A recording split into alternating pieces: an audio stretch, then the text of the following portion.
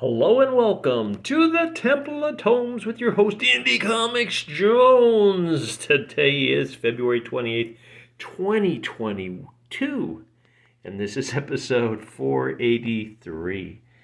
Today's comic is Purgatori, issue number 5. This completes the arc, and it is a recommend. This is a Chaos character down here, you can see here. And this comic comes out from Dynamite at $3.99. What you're looking at is the cover B.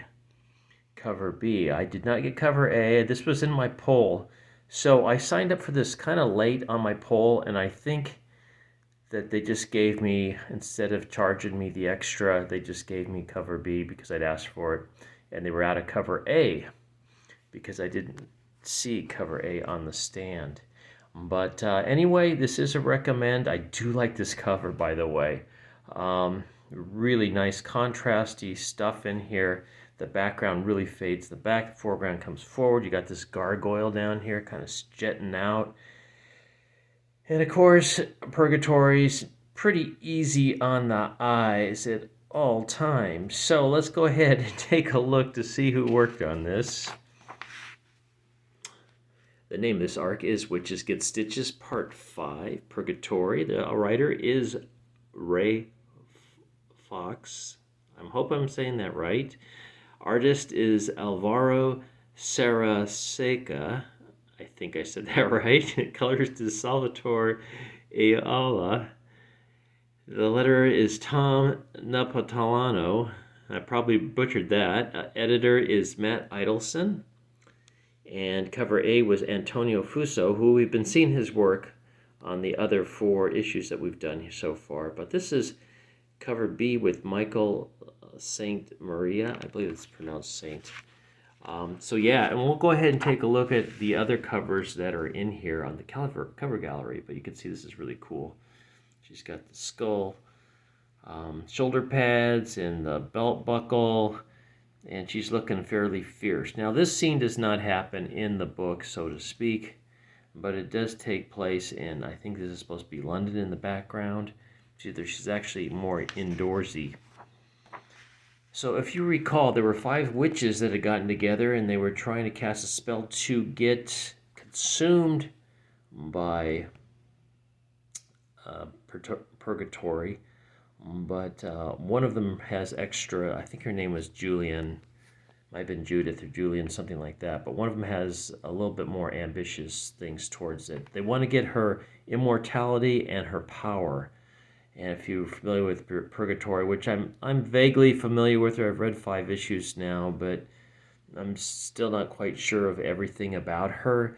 She used to consume, bite the necks of people, killing them basically, and consuming their souls and their knowledge and everything. And every once in a while she'd have to purge all that.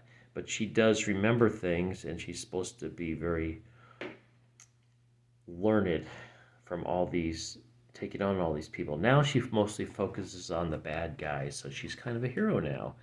She has switched sides, so to speak. But these 5 witches, they're a coven in London, and they have taken Purgatory all over the world, different eras, different times, and she has picked up one person along who's a monster hunter, and their missions have kind of crossed paths, so to speak. She left the monster hunter back in the Nile before coming to London. He was very seriously hurt, but it's hard to tell if he's been moving from time frame to time frame and he's just immortal, or if he is immortal and he's just lived on. But regardless, they are kind of banded together. It's a marriage of convenience, so to speak, an alliance which normally would not take place except for under the circumstances. So Witches Get Stitches, it is the finale. Let's take a look. The art in it's been pretty good, like what he's done with the morphine witches. The main witch, I think her name is Julian, has consumed the other 2 witches. The 4 and 5 witches are actually inside of our friend Purgatory here. They're in her consciousness in the back there. So they're all kind of attacking her at the same time. They're trying to get her overly agitated, angry, so that she'll break loose and they'll be able to get her at that time. Now, the witches have also used these oracles, which are in the form of these skulls here. And I want to say the dialogue in this, coming from Purgatori, is really good in this issue. I really enjoyed it. In the past, I liked the dialogue of everybody but Purgatori, but the story's pretty good too. And so we get a lot of head knocking and going back and forth of spells and whatnot. At one point, one of the other um, people within Julian wakes up and takes over because Julian's been knocked out. And we'll break for Dynamite Never Dies, some kind of zombie feature written by Fred Van Lente. I guess it says you can get in here. We can take a quick look at some of these things, other covers, I should say. And then you got your Arthur Sudom. I actually bought a print from him. It was Deadpool walking in a post. They've dropped the big one. Let me just say that. They dropped the big one, and it's like Abbey Road, and he's walking across the street with 3 other zombies. It's a pretty good one. So I got that from my daughter. She seemed to really like it. Anyway, there you have it. Oh, Tony Flex. He's the guy working on Stray Dogs. Everybody seems to be really liking that, too. So it might be good. I'm probably going to skip it, just so I've been reading so much Dynamite lately, and I've got a couple that I'm going to stay on, so... In the meantime, we go back to Awesome Darvish, I believe his name is, or something similar to that. There we go, Armored Darwish. And he is the monster hunter. There is a deity that has come and told him that he's going to heal him and help him out. But he sees through it, as a monster hunter would, and sees that he's actually pretty evil. So... Asim gets the jump on him and cuts off the guy's arms, which is pretty cool. And then he puts a spell in him, trapping him in that spot. So if he dies there, this guy is stuck there as well. Meanwhile, back in London, the fight continues. And we get to a point where Purgatori does get the upper hand, and she seemingly kills Julian, who, that was their plan all along, was now that they're inside her, they can kind of reverse and get Purgatori's immortality and power and all that. But she has also taken a little baggie, a little bag or satchel or whatever you want to call it, packet from Asim that basically rejuvenates you. So what she does, she tortures Julian over 3 days, reviving her. Now, here we go, Betty Page. Yep, I'm ready to enlist here. The Alien Agenda. Probably won't get this one either, but it looks awful good. Let's take a look at some of those covers real quick so we don't have to go back through it later. Feel free to pause at any time if you wish. I think cover B is the one that's really grabs my attention, and that's what this is depicted here on this ad. Okay, so she's going back and forth for 3 days. She revives Jillian and then kills her again and again, just torturing her, giving her pain. Kind of getting revenge. Finally, she runs out of the revival powder. I don't know if they show it in here. And Julian passes away, but as Purgatori gets up to leave, there's been a spell put on her as well, or an entrapment spell. So she's stuck in this cone, and she's stuck there until someone breaks the cone. So it's not till 3 months later that Asim gets well enough that he can travel, and he comes back to London, and he's actually able to free Purgatori from the, by just kind of kicking it. That's all he has to do. Just make enough hole that she can come on out. But this is where they also find out that they need to band together because they were going to be fighting all the gods, not just these 5 witches.